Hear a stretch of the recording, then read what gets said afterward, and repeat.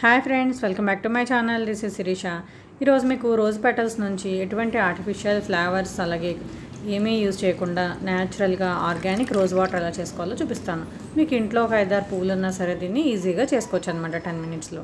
వీడియోలోకి వెళ్ళే ముందు ఇంకా ఎవరైనా నా ఛానల్ సబ్స్క్రైబ్ చేయని వాళ్ళు ఉంటే సబ్స్క్రైబ్ చేసుకోండి.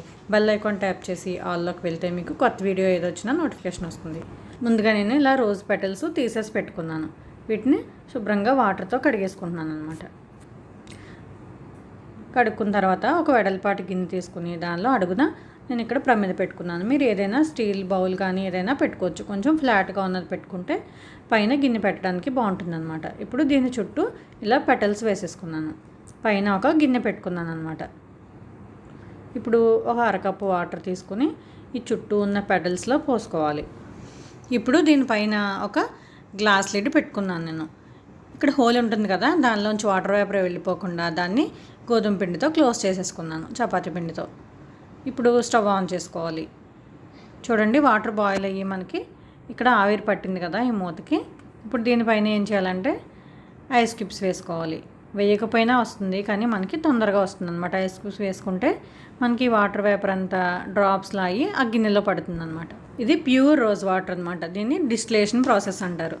అంటే మనం ఆవిరి ద్వారా వచ్చిన వాటర్ని కలెక్ట్ చేస్తున్నాం కదా, ఇది మనకి ఫ్రిడ్జ్లో స్టోర్ చేసుకుంటే 6 months వరకు నిల్వ ఉంటుంది. మనం ఒక 10 minutes తర్వాత ఇది ఇలా ఓపెన్ చేసి చూస్తే వాటర్ అంతా మనకి ఆ గిన్నెలో కలెక్ట్ అయింది కదా, దీన్ని ఇప్పుడు తీసేసుకోవాలి బయటికి. ఇదే రోజ్ వాటర్ అనమాట. మనం ఒక 5-6 పువ్వులు పెట్టుకున్నా సరే మనకి ఇంత వాటర్ వస్తుంది. ఆ వాటర్ పక్కకు తీసుకున్న తర్వాత చూడండి, రోజులో ఇంకా మిగిలిన వాటర్ ఉన్నాయి కదా, ఇవంతా రోజులో కలర్ అంతా వీటిలోకి దిగుతుంది అనమాట. ఈ వాటర్ని ఇలా వడగట్టేసి ఇది ఫ్రిడ్జ్లో పెట్టుకుంటే మనకి ఒక 4-5 రోజుల వరకు నిల్వ ఉంటుంది. ఇది చూడండి, ఇది మనకి స్కిన్కి, ఫేస్కి, లిప్స్కి ఇలా అప్లై చేసుకుంటే మంచి కలర్ వస్తుంది అనమాట. దీన్ని స్కిన్ టోనర్లా యూస్ చేసుకోవచ్చు, అలాగే ఫేస్ ప్యాక్స్లో కూడా వాడచ్చు. ఈ రోజ్ వాటర్లో యాంటీ ఆక్సిడెంట్ ప్రాపర్టీస్ ఉంటాయి కాబట్టి దీన్ని మన స్కిన్కి అప్లై చేయడం వల్ల స్కిన్ యంగ్గా కనిపిస్తుంది అనమాట, చాలా ఫ్రెష్గా ఉంటుంది. అలాగే దీన్ని ఫేస్ ప్యాక్స్లో కూడా యూజ్ చేయొచ్చు. ఈ రోజ్ వాటర్ ఎలాంటి చర్మానికైనా సూట్ అవుతుంది.